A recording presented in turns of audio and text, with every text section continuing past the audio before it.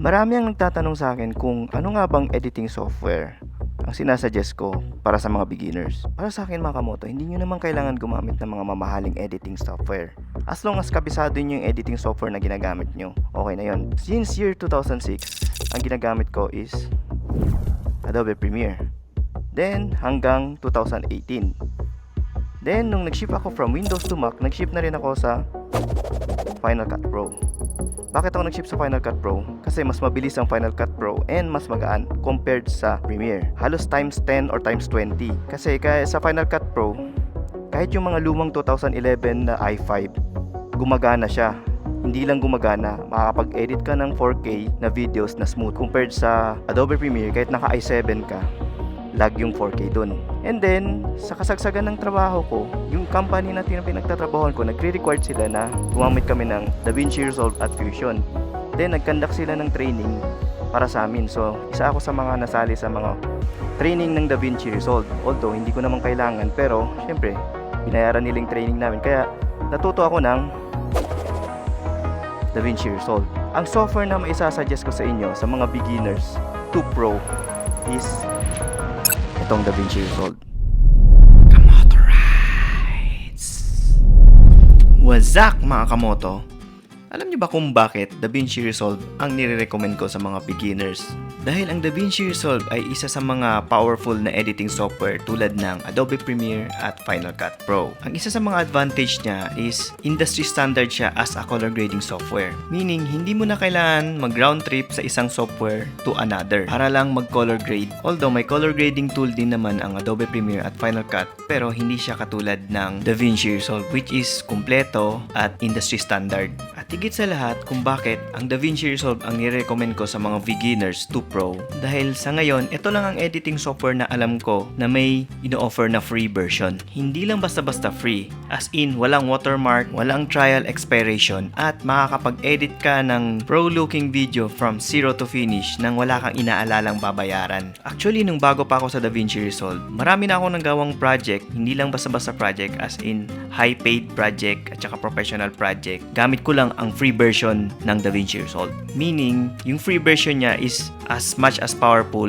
sa paid version. Although ngayon, ang ginagamit ko is paid version dahil may mga features ng paid version na kailangan ko like yung motion blur at yung noise reduction at iba pang features like yung mga 3D tracking or kung ano-ano man na available only sa paid version. Mostly kailangan ko yun lalo na sa work ko and sa mga client ko. At huwag kayong mag-alala mga kamoto dahil ni-recommend ko to at going 2,000 subscriber na tayo. Bibigyan ko kayo ng tutorial, basic tutorial ng DaVinci Resolve kung paano siya gamitin. Actually, hindi siya as in maka-technical talaga. Mostly, ituturo ko lang kung ano yung dapat nyong matutunan as a starter sa DaVinci Resolve at kung paano kayo mag-umpisa mag-edit sa DaVinci Resolve. Meaning, sa lahat ng editing nyo, nasa creativity nyo na pero ituturo ko yung mga dapat nyo lang malaman as a starter. First thing is, punta muna kayo sa website at i-download nyo yung DaVinci Resolve. May ilalagay akong link sa description. And then, if na-click nyo na yung link, click nyo lang tong download. And then, ang piliin nyo is DaVinci Resolve 16, hindi yung DaVinci Resolve Studio 16. Dahil yung studio version, yun yung paid version. So, yung walang studio na nakalagay, yun yung free version niya. Then, piliin nyo yung kung ano man yung computer na gamit nyo, like Mac, Windows, or Linux. Like ako, ang computer ko is Mac, so pipiliin ko yung Mac. After that, mag-sign up lang kayo. Huwag kayong mag-alala mga kamoto. Walang hihinging bayad yan or credit card kung ano man. Ang gagawin lang yan is para lang ma-monitor nila kung sino-sino yung mga nag-download ng DaVinci Resolve. And after kayo mag-sign up, click nyo lang tong register and download. And then, after nyo ma-download, install nyo na lang. First thing, pag inopen nyo tong DaVinci Resolve, yan, bubungad sa inyo ito. Ang una nyo gagawin is click nyo tong new project. So, ayan, click nyo yung new project, tapos rename nyo kung ano yung pangalan ng project nyo. Ilagay natin, my first editing. Yan. So, first thing, kung kayo magulat, si Resolve is masyado siyang organized compared sa ibang editing software. Like, mapapansin nyo yan, ganito siya ka-organize. So, meron siyang media, cut, edit, fusion, color, fairlight, deliver. So, ano ibig sabihin yan? First thing, media. Ang media, dito ka mag-i-import ng mga i-edit mo. So, ito yung media. So, ganun siya ka-organize. First is media. Siyempre, ganun naman talaga sa editing. Import ka muna. Tapos, second is yung cut page. So, ibig sabihin, dito ka magka-cut, like offline cut. And third is mag-edit ka na. Siyempre, pagkatapos mo mag-cut, i-edit mo na yung video. So, ito na yung full timeline niya. Mamaya, explain ko isa-isa kung paano gagamitin to. And next is the visual effects. So, mag-edit ka ng visual effects dito. Yan, yung fusions. Wala siyang After Effects. So, si Premiere mayroon After Effects para sa mga visual effects. Siya, sa kanya naman, is Blackmagic Fusion. So, ang kagandahan kasi dito kay Resolve, hindi siya katulad kay Premiere na si Premiere, if mag-edit ka sa After Effects, is mag-right click ka pa, then magbubukas si After Effects, which is ito. So, hiwalay na software siya. Si Resolve hindi. I-click mo lang yung tab, nasa Fusion tab ka na. So, pwede ka na mag-visual effects dito kung marunong kang gumamit ng Fusion. And, ang higit sa lahat, kaya bakit mas powerful si DaVinci Resolve, alam niyo po kung bakit. Kasi, andito sa kanya yung color tab, which is a color grading software. Kung alam niyo lang dati, ito si Resolve, isa lang siyang color grading software. Ginawa siya for color grading software lang talaga, which is hindi lang siya powerful, industry standard siya. Meaning, ginagamit ng mga professional, even sa Hollywood. So, dati, itong DaVinci Resolve, ginagamit ko lang to for color grading if magko-color grade ako ng serious or professional grading. So, ngayon, ginawa na siyang full editing software. So, sobrang ganda niya. Sobrang powerful niya. And then, pagkatapos mong kulayan, dito, ito ng Fairlight, ito yung audio editing niya. So, dito ka magmi-mix ng audio, kung papagandahin mo yung audio. Yan. And then, last but not the least is the Deliver tab. Ibig sabihin, dito ka na mag-export. So, ang gagawin mo na dyan is, sunod-sunodin mo lang ganito. Pero, hindi porket dito yung media, dito ka na talaga mag-i-import. Or, kung yung cut page, dito ka lang talaga mag-cut. Lahat yan, pwede mong gamitin sa editing tab. Dito sa editing tab. Pwede ka mag-cut dito, pwede ka mag-import dito. Mostly ako, hindi ko na ginagamit to. Depende na lang kung gusto ko talaga mag-organize ng media, dito ako sa media kasi madali mag-organize dito.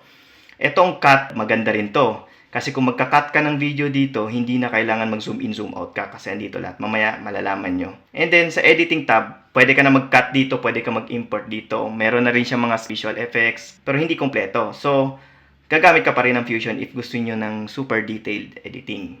So, yan, tulad ng sinasabi ko, hindi porket ito yung media, dito ka lang mag-i-import. So, first thing muna, bago po tayo mag-edit, gawa muna tayo ng timeline. So, hindi kasi natin alam kung anong timeline to. So, paano gawin yung timeline? It's either Control or Command N, lalabas to. Yun yung shortcut key niya. Or, punta kayo dito sa File, New Timeline. Click nyo na itong Custom agad.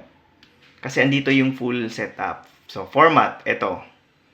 Na ano yung gusto nyo, 1920, 1080. Pero sa mga beginners, lagay na natin 1920, 1080. Tapos, kung gusto nyo ng cinematic, 23.9 inch sa B6 or 24. Yan, cinematic yan. Yan lang, okay na. Okay na, huwag nyo nang galawin. Create nyo na. So, may timeline na tayo. Yan yung timeline natin. O, pwede natin rename pa rin yung time na main edit. O, yan. So, okay na tong timeline natin. Meron tayong timeline. So, saka tayo magda-drag ng video na i-edit natin. So, pwede natin i-drag lang dito sa media pool. Ilalagay na natin siya dito sa timeline. So, like, lagay natin, i-drag natin lahat to. Drag. Yan. Drag natin. So, yan. Andyan na lahat. Kung gusto nyong i-zoom in, zoom out yung timeline yun, dito lang. Pwede nyong click dito. Itong part na to. Yan. Zoom in, zoom out. Para yung timeline nyo, liliit ba or lalaki. Or, kung gusto yung shortcut key, tulad ko ako, Control or Command plus and minus. Yan. Yan. Remember ha, nasa editing timeline tayo. Hindi tayo gumamit ng cut page at saka media page. Nandito lang natin ginawa lahat sa editing. So, pwede nyong i-disregard na to, itong dalawa. Itong dalawa, pwede nyo disregard. Pero kung gusto nyo ng full detail talaga, mas maganda gamitin to. Pero since nasanay tayo sa lumang editing software natin, so, pwedeng dumiretso na tayo dito sa edit timeline. Remember, ito yung cut timeline. Pag mapapansin nyo yung cut timeline. Pwede kayong mag-cut dito. Halimbawa, kung sa sobrang, ginagamit ito, halimbawa, kung sa sobrang haba ng mga footage nyo, tapos gusto nyo mag-cut ng detail, Ang mangyayari kasi dito sa edit page, pag dito kayo magka-cut ng mga mahabang footage, magzo-zoom in, zoom out kayo. Yan. Kasi, syempre, detail. Dito sa cut timeline, hindi na kailangan gawin yan. Alam niyo bakit? Kasi, itong sa baba, ito na yung detail niya. Ito yung so, pwede kayo mag-cut dito. Ito yung cut, cut tool niya. So, pwede nyo i-cut yan. So, detail lang, forward nyo. Since tatanungin nyo, paano nyo makikita yung buo? So, dito nyo makikita yung buo niyan. Ito. Pa-remember nyo itong line na to. Itong entire timeline na ito yung buo niya. Ito yung buong timeline niya. So, makikita nyo. So, ito yung first footage, first video. Ito yon. Ito yung second video. Ito yon. Yan. Third, fourth. So, kung dito nyo ilalagay yung ito, pag click nyo yan, ito din yung naka-zoom in na. So, ibig sabihin, hindi nyo na kailangan mag-zoom in, zoom out. So, pwede kayong mag-cut ng detail.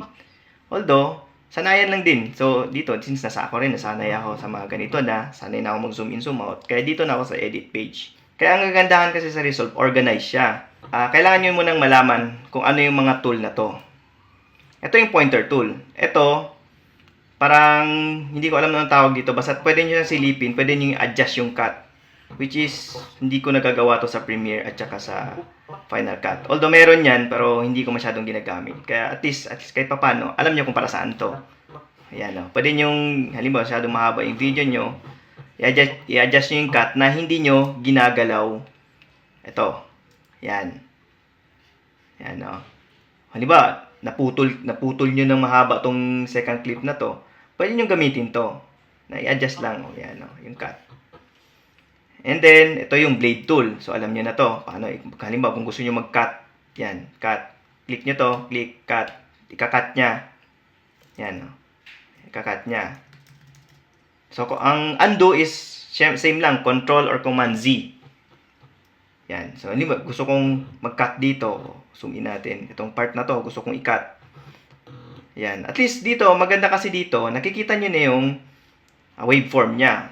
So, halimbawa, kung meron kayong clapping sound na kung magsisync kayo, kita yung waveform. Pwede nyong lakihan to dito, drag nyo lang to, parang gusto nyo mas malaki. Same din sa video, drag nyo lang to. Yan. Yan, drag nyo lang kung gusto nyo mas malaki. And then, itong part na to, import yan. Depende sa import nyo. Halimbawa, ito, mag-import ako ng, lagay natin, kuha tayo ng logo ko. Itong intro ng logo ko. I-drag natin dito, lalagay natin. Kung gusto ko siya ilagay dito sa gitna, pag clinic ko tong logo ko, yan, clinic ko yan, tapos clinic ko to, ito yung mangyayari. I-import niya tong logo ko sa gitna na in-adjust niya mag-isa. Ginalaw niya tong ito, tsaka ito, ginalaw niya. Ang ito naman, tingnan natin kung anong gagawin niya. So, click niyo to, click niyo tong pangalawa. Ang ginawa niya, nag-import siya, pero hindi niya in-adjust, hindi niya ginalaw to. So, ibig sabihin, tinapalan niya lang. Yan, tinapalan niya. Yan, o. So, ibig sabihin, pinutol niya na hindi siya nag-adjust, hindi niya ginalaw to. Diba, kung gusto niyo magtanggal naman ng audio, kasi hindi niyo pwedeng tanggalin yan. Diba, gusto niyo ihiwala yung audio sa video, or yung i-detach niyo yung audio niya. Kasi nakadikit yan, no? O, galawin niyo, nakadikit yung audio niyan. So, kung i-delete niyo yung audio, pag i-click niyo to, tapos i-delete niyo, madi-delete lahat.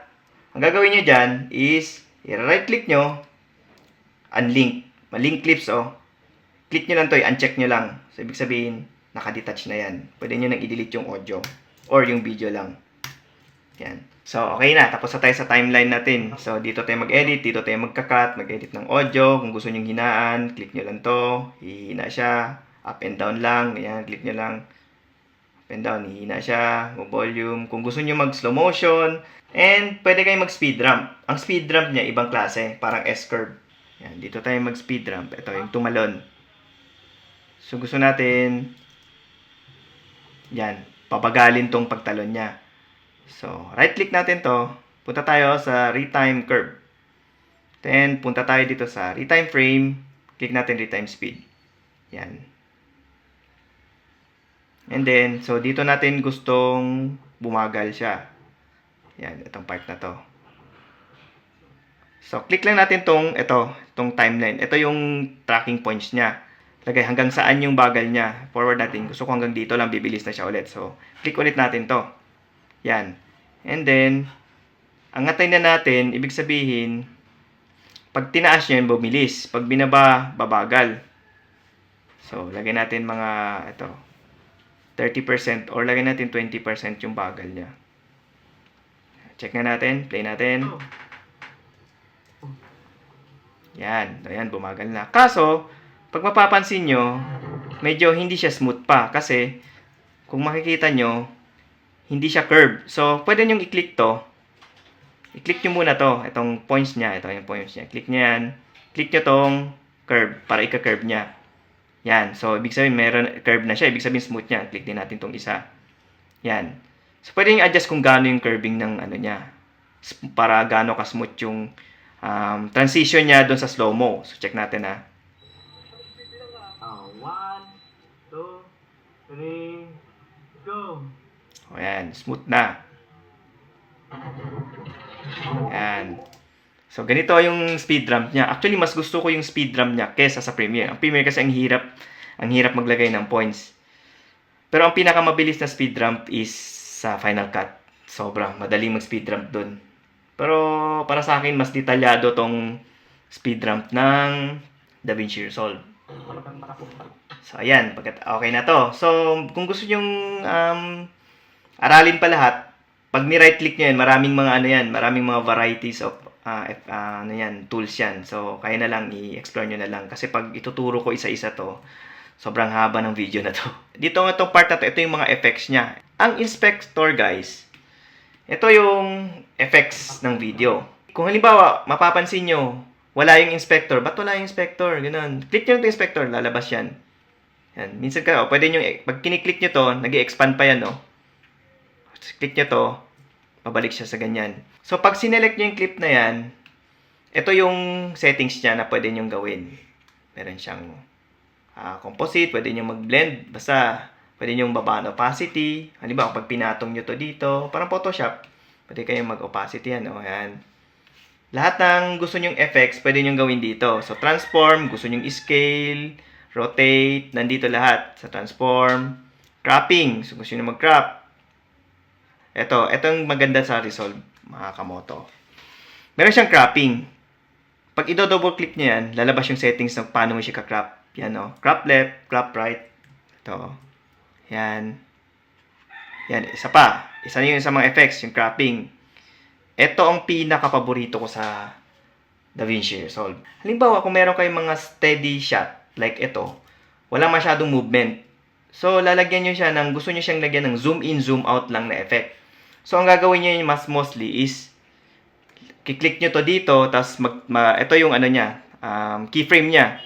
Kiklik nyo yung keyframe para i-animate nyo. Halimbawa, pagdating dito sa dulo, dito banda, click nyo tong zoom, magzo-zoom siya. Yan. So, ibig sabihin, pag in-animate nyo to, gaganyan siya, magzo-zoom. Mas madali kasi gamitin sa Resolve. Alam nyo kung bakit? Kasi pag gagawin nyo yan, syempre, keyframe pa kayo. Sa Dynamic Zoom, hindi na kayo magki-keyframe. I-click nyo lang to. I-on nyo lang. Matic yan. Pag plinay nyo. Paano ba nagzo-zoom out siya or zoom in? Ngayon, sasabihin nyo na, paano natin ma-adjust? Mas maganda pa rin yung nagki-keyframe kasi na-adjust yung zoom in, zoom out. Well, check nyo to. Double-click natin tong Dynamic Zoom. May mga settings siya. So, di ba, zoom out siya. Kung gusto nyo naman zoom in, isuswap nyo lang. Yan. Pag nakaklik na yung swap mo, di ba, zoom in naman siya. Yan. Tapos, pwede kayong pumili ng linear or is in, is out. Mostly ako, ginagamit ko is in, is out. Zoom siya. Kung gusto nyo yung zoom out, swap nyo lang. Click nyo lang tong swap. Yan. Zoom out siya. Well, sasabihin nyo na naman, paano kung gusto ko talagang ma-adjust yung zooming niya as in dito sa mukha. Itong sa mukha nito. Kasi, ang default niya is ganyan lang. Well, ang gagawin nyo, click nyo lang to. Itong part na to. Click nyo tong arrow, click nyo yung dynamic zoom. Yan. Pag click nyo yan, ito, ibig sabihin yung green, ito yung starting niya, red yung ending. So, ibig sabihin, pag swinap nyo yan, ibig sabihin, ang starting niya is yung ito. So, dito siya mag-i-start. Parang sa green. Tapos, mag-zoom out siya sa red. Pag swinap nyo yan, pag click nyo yung swap, mag-start naman siya sa zoom out, tapos mag-zoom in yung red. So, kung gusto nyo yung detail gusto nyo i-zoom in talaga siya dito sa mukha, to, adjustin nyo lang tong red. Yan. Yan, zoom in, dito, sa mukha talaga. So, ibig sabihin, pag mag-zoom in yan. Oh, yan. Zoom in na siya sa mukha. Diba? Paano pag mabilisan kayo? Once nakasetting na ng ganyan yan, lahat ng edit nyo, ganyan na. So, ibig sabihin, may encounter kayo na kung gusto nyo mawala yung itong green, click nyo lang ulit to. Parang naka-off. Ano ba? Gusto nyo lagyan din ng zoom in, zoom out to. Itong part na to. Yan. Click nyo na lang. On nyo na ng dynamic zoom. Tapos adjust. O, linear. O, swap. Ganyan lang. Sobrang bilis niya. Ito yung pinaka-paborito ko sa kanya. Kasi, halimbawa, mamadali lang ako. Gusto ko yung basic zoom lang. Para lang may movement lang. Kasi masyadong static yung shot. I-on ko na lang. Dynamic zoom. Okay na yan. Tapos, punta tayo dito sa stabilization. Naka-on na yung stabilization nito. Pwede, pag i-double click nyo to, pwede nyo pang, ano to, gusto ko tong similarity. Mas maganda to. Tapos, mas smoother. Yan halos wala nang galaw, Ito pang maganda, camera lock. Mayroon siyang camera lock, as in mag-steady, parang naka-tripod ka. Mostly, itong camera lock na to, ginagawa ko lang dati sa After Effects to. Itatrack ko pa yung subject para lang mag-lock siya, or magda-download ako ng ibang plugins para dun sa camera track. So, ganun siya ka, dito sa Resolve, isang click na lang, meron ka ng camera lock. Ito yung maganda. Tapos, retime in scaling. Sunod. Ito, yun na yung Itong retime scaling, dito kayo mag-adjust ng, kung gusto nyo, yung mga blending, like yung optical flow. So, hanapin nyo. Sa Premiere kasi may optical flow. Ibig sabihin yung mga frame blend, dito. Sabihin nyo, paano ko mag-optical? Saan yung optical flow dito? Kasi sa Premiere kasi, right click mo lang, tapos meron yung optical flow. Sa Final Cut naman, meron isang settings doon. I-click nyo lang, tapos optical flow. Ito, dito siya sa retime and scaling. Kaya ang dali nga niya mga kamoto. Kasi once click nyo yung isang video, andito na lahat sa inspector ang gusto nyong gawin. Marami kayong magagawa dito. So, halimbawa, okay na. Tapos na kayo mag-edit. Yan. So, punta na kayo sa Fusion kung gusto nyo mag-visual effect. Which is, medyo hindi ko na-explain paano gumamit ng Fusion. Kasi node-based yan.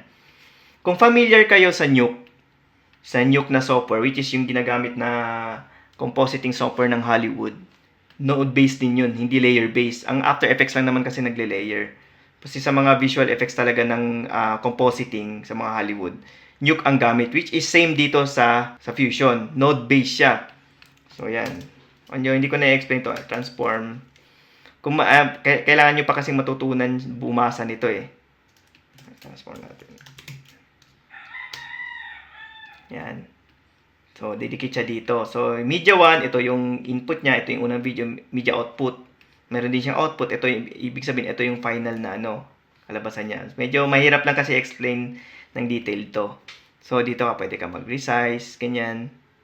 Pwede, flip. Yan yung visual effects niya. Para din siyang After Effects. Kaso ang After Effects is layer-based. Itong Fusion is node-based.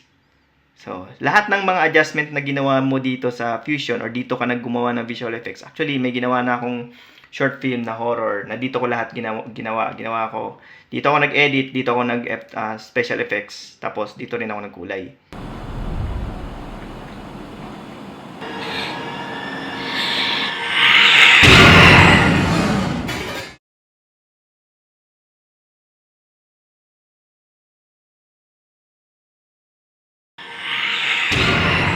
So, lahat ng gagawin mo dito, pagpunta mo dito sa edit tab, na-apply na lahat yon. Yan. Tapos, ang sunod niyan is color. Dito ka mag-edit ng kulay mo. Gusto mo ng cinematic or ano ba dyan. So, apply lang muna tayo sa basic. So, ito yung basic. Pag pupunta kayo, click nyo to, itong color wheel. Dito na yung contrast, lift, gamma, gain, or shadows, midtones, highlight. Dito mo i-adjust, gamma, kung gaano ka, Tapos, yung gain. So, kung kukulay, gusto mo maglagay ng warm. Dito, meron siyang color wheel, warm and cold. Yan. Pwede po. Same din, node-based din siya. Hindi siya layer-based. So, mag-add tayo ng node. Yan, node. Tapos, pwede mong patong-patungin yung mga effects niya. Yun yung maganda sa node At saka, madali lang. Hindi naman siya ganun kadali. Pero, dito, marami siyang, kaya sobrang powerful ang tool na to. Tsaka ito yung gusto ko talaga dito sa Resolve. Ito ang advantage ng studio version sa paid kaysa sa free version. Sa studio version kasi magagamit mo itong tool na to. Ito. Ito, magagamit mo yung noise reduction at saka yung motion blur.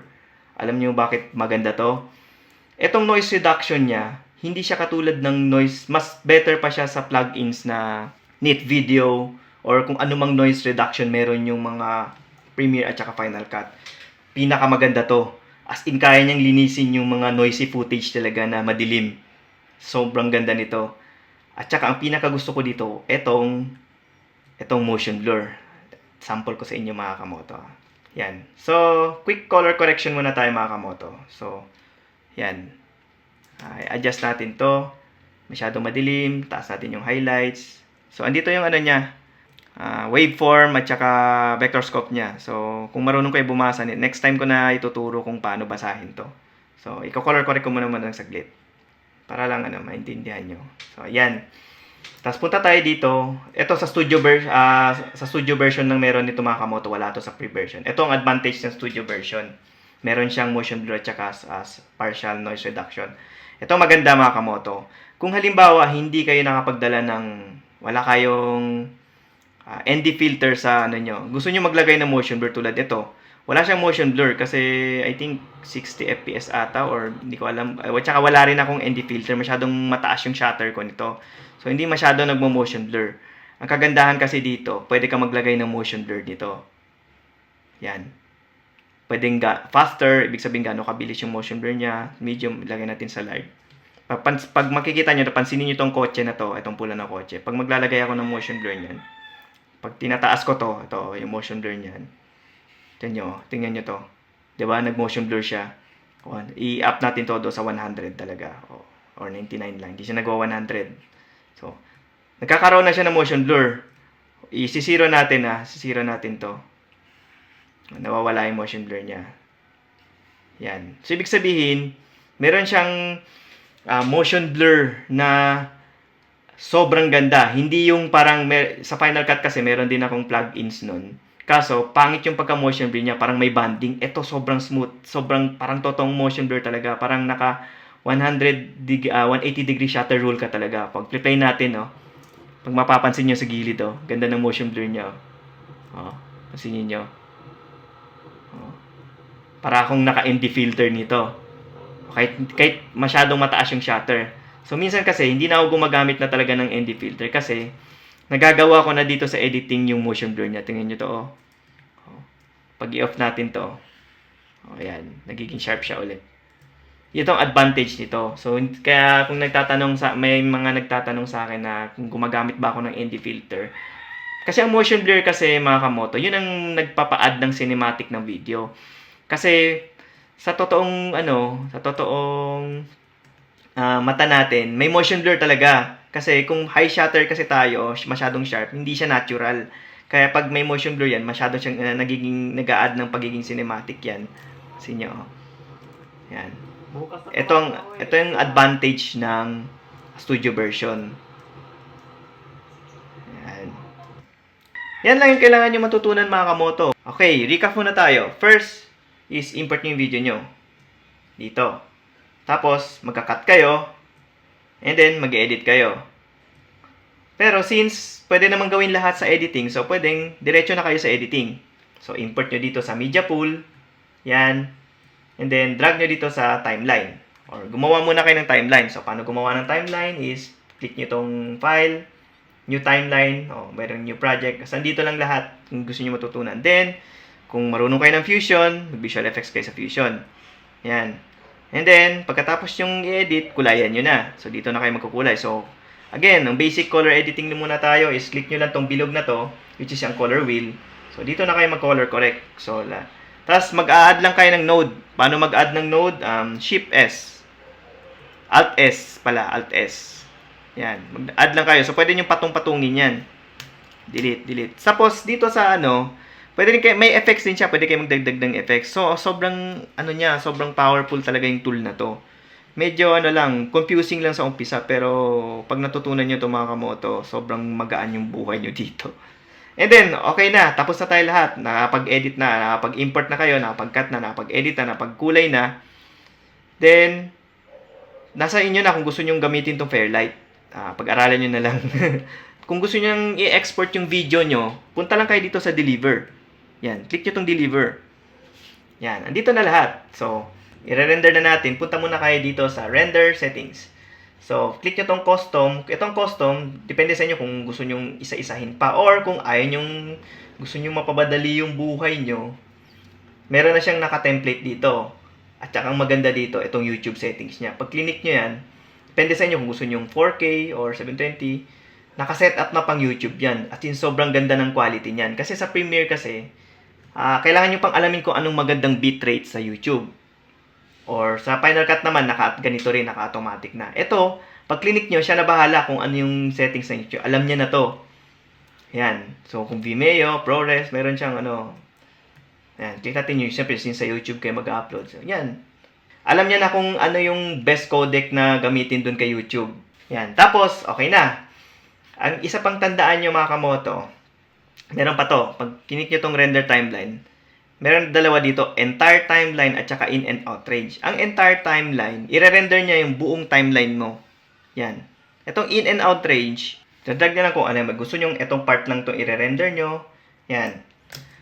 Then, click tayo. Since entire timeline naman i-render natin. So, entire timeline. Tapos yan, click nyo muna to.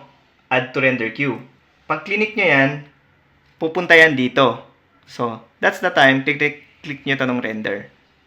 And yan. Magre-render na siya. Actually, mas mabilis ang rendering nito kaysa sa Premiere. As in, parang times 5. Sa Final Cut kasi, ang rendering nila, parang sa Final Cut, parang times 10 or times 20 yung bilis ng Final Cut compared sa Premiere. And then, dito sa Resolve, parang times 5. Mas mabilis pa rin to kaysa sa Premiere. Mabigat talaga ang Premiere. Sikat lang kasi parang nasanay na ang lahat ng tao sa Premiere. Lalo na ako, since 2006 Premiere user ako hanggang 2018.